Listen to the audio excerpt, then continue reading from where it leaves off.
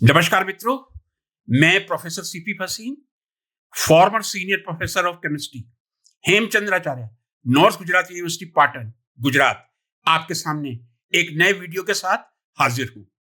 Friends, कहा जाता है शिक्षा में वो शक्ति होती है जो किसी व्यक्ति के व्यक्तित्व को पूर्णतः बदल कर रख देती है। यदि शिक्षा एक व्यक्ति के व्यक्तित्व को पूरी तरह बदल के रखती है तो किसी भी देश का एक अच्छा विश्वविद्यालय उस देश के पूरे आर्थिक, सामाजिक, शैक्षणिक चित्र को ही बदल के रख सकता है। मित्रों, आज मैं बात करने जा रहा हूं एक बहुत छोटे से देश नीदरलैंड की। जी हां, बहुत छोटा सा देश नीदरलैंड। और जैसा मैंने शुरू में कहा, किस तरह एक यूनिवर्सिटी, एक विश्वविद्यालय किसी देश का आर्थिक और सामाजिक चित्रण बदल के रख सकते हैं। कृपया मेरे वीडियो को अंत तक ध्यान से सुनिए, आप ये स्वयं इस बात से सहमत हो जाएंगे। मैंने कहा, नीदरलैंड एक बहुत ही छोटा देश जिसकी आबादी 1.8 करोड़, 1 करोड़ 80 लाख मात्र। एरिया में कहूं 41,543 स्क्वायर किलोमीटर, डेंसिटी 1300 पर स्क्वायर किलोमीटर। इतना छोटा सा देश। और यदि मैं दूसरे देशों से कंपेयर करने का एक प्रयास करूं, 270 गुना छोटा, 270 times smaller than USA, 412 times smaller than Russia, Russia से 412 गुना छोटा, और भारत इंडिया से 50 टाइम स्मॉलर, 50 गुना छोटा।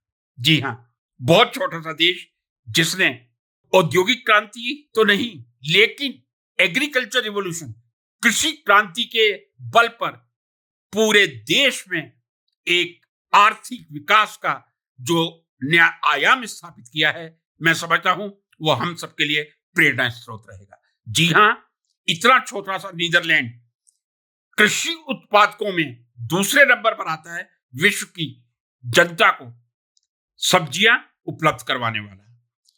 मैं ये कह दूं, आलू और प्याज में उत्पादन में ये देश नंबर 1 है। जी हां, in the production of potato and tomatoes this is number 1 country. Otherwise this is the second largest country of agriculture products and export.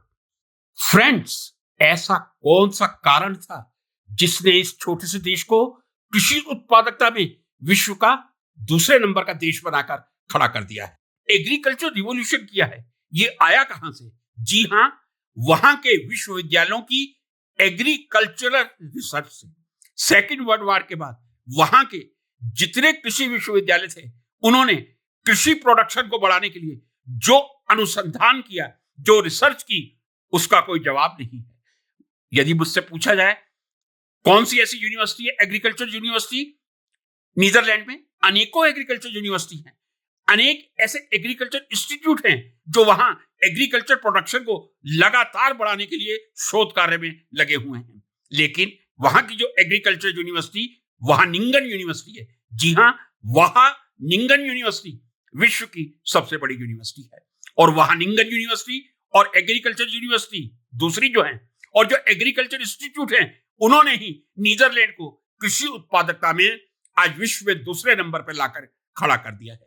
मैंने आपसे शुरू में कहा था, यदि शिक्षा किसी व्यक्ति के व्यक्तित्व को पूर्णतः परिवर्तित कर सकती है तो किसी भी देश का कोई विश्वविद्यालय वहां के आर्थिक एवं सामाजिक चित्रण को परिवर्तित करके रख सकता है। यह पूरी तरह से प्रमाणित होता है नीदरलैंड के वाहनिंगन यूनिवर्सिटी ने। दूसरी यूनिवर्सिटी भी है, लेकिन जो सबसे बड़ी university, biggest university of agriculture in the world, that is Wageningen university. विश्व की सबसे बड़ी, नीदरलैंड की तो स्वतः सबसे बड़ी है, वाहनिंगन यूनिवर्सिटी ने और अन्य एग्रीकल्चर यूनिवर्सिटी ने नीदरलैंड में कृषि उत्पादकता में, एग्रीकल्चर प्रोडक्शन में जो क्रांति लाई है, वो सभी देशों के लिए अनुकरणीय है। हमारे देश की जनसंख्या 145 करोड़ है। हम कहते हैं हमारा देश कृषि प्रधान है।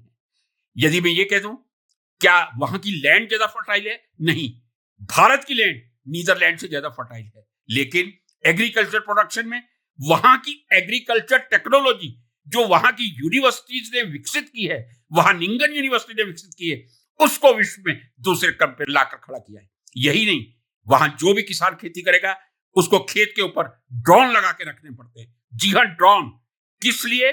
ताकि सब डेटा कलेक्ट हो और सारे के सारे डेटा एग्रीकल्चर यूनिवर्सिटी, चाहे वानिंगन यूनिवर्सिटी हो या अन्य यूनिवर्सिटी या अन्य कोई रिसर्च इंस्टीट्यूट हो, वहां जाते हैं और वो वहां के किसानों को, फार्मर्स को गाइड करते हैं कि आपको किस तरह अपने उत्पादन को बढ़ाना है। मैं समझता हूं भारत भी इस तरह की प्रेरणा लेकर, जो जनसंख्या के हिसाब से विश्व का पहले नंबर का देश है, वो शायद एग्रीकल्चर प्रोडक्शन में भी पहले नंबर पे आ जाए, तो हमारे देश के किसानों की स्थिति भी सुधरेगी और हमारी भी आर्थिक स्थिति सुधरेगी। नमस्कार।